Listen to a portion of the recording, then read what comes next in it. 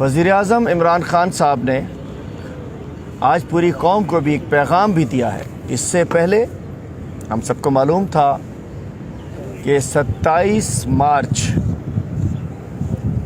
امر بالمعروف ونہی عن المنکر کہ سچائی کے ساتھ کھڑے ہو جاؤ، حق کے ساتھ کھڑے ہو جاؤ اور برائی کے خلاف ڈٹ جاؤ۔ اسی آیت قرآنی پر وزیر اعظم پاکستان نے پوری قوم کو اسلام آباد بلایا ہے 27 مارچ کو، اور آج اس کی ابتدا ہم قائد اعظم محمد علی جناح کے مزار پر حاضری دے کر وزیر اعظم کا پیغام لے کر آئے ہیں بابا قوم کے پاس کہ آپ نے، جب ہم ایک قوم تھے،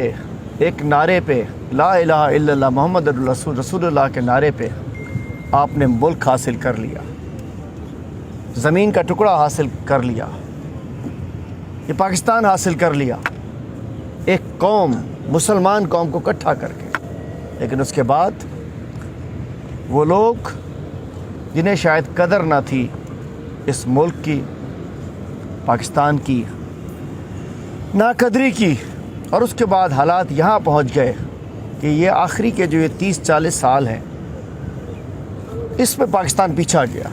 قوم بڑھتی رہی، برائی جڑ پکڑتی رہی، برائی والے مضبوط ہوتے رہے، چور ڈاکو لٹیرے مضبوط ہوتے رہے، جنہوں نے ملک کو کمزور کیا مضبوط ہوتے رہے، اور پاکستان کمزور ہوتا رہا، توڑنے کی کوشش کی گئی، بانٹنے کی کوشش کی گئی۔